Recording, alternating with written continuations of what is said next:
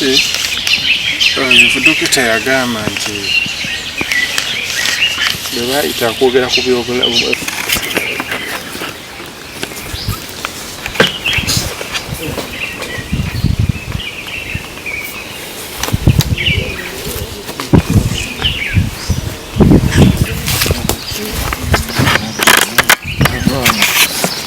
kusoma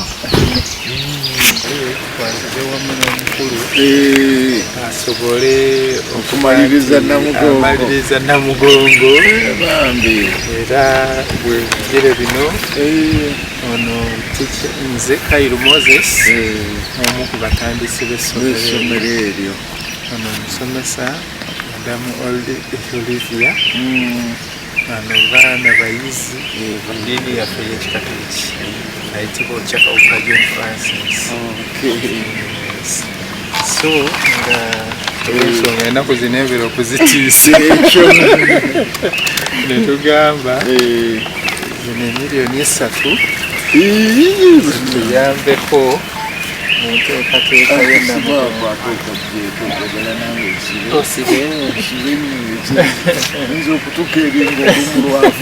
kituufu kati ate era ne tugamba obulago ku ngeri bw'ogenda otuyingira emmisi eno ojja kufuna ekizibu kula obulago nga ggwe obulago buteredde olaba kamera yenga sente zaffe bafaala batukola bulungi nnyo faala Kibowa faala Kiwanuka faala Sempijja batukola bulungi nnyo tufuna mmisa tusiima nnyo byonna banaye mwewale nnyo nayebalire ddala ettu lyaffe lino erivudde mu Kaana Kindergarten and Primary School muzimbye Namugongo ate muyambye abalamazi okusoma obulungi olunaku nga lutuuse tubasabira Katonda abawe emikisa mingi nnyo ate muyongere okumuweereza katubawe omukisa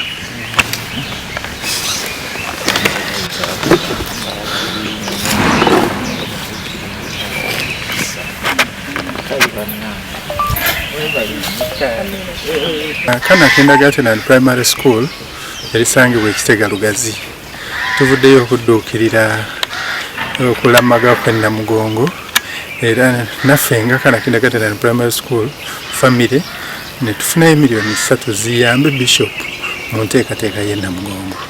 Twebaza Bishop waffe olw'obuweereza obulungi bw'akoze okuva mu ntandiikwa enteekateeka ennungi gy'akola oyo atannamanya kiri Namugongo tuukayo nga 3 oba nga 3 ogwokutaano olwo abannakizita abaana abato nga balamaga. Tusiima nnyo empeereza ya Bishop ne bafaatha bonna kuba batuwa mmisa ku Kaana Kindergarten and Primary School ne batugunjula.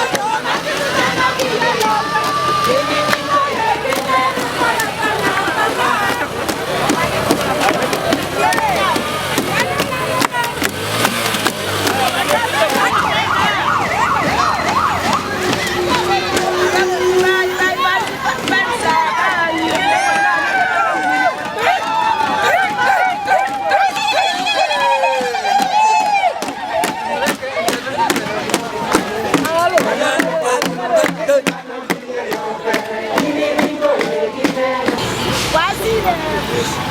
Greet people. Yes. From Sabay. No space, no space. Yeah, evening has been so good.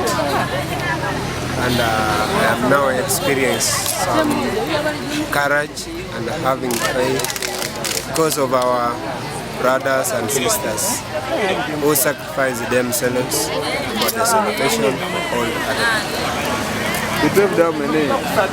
You started down many, and you have got to some Yeah, from Sabay, we were 48 Christians.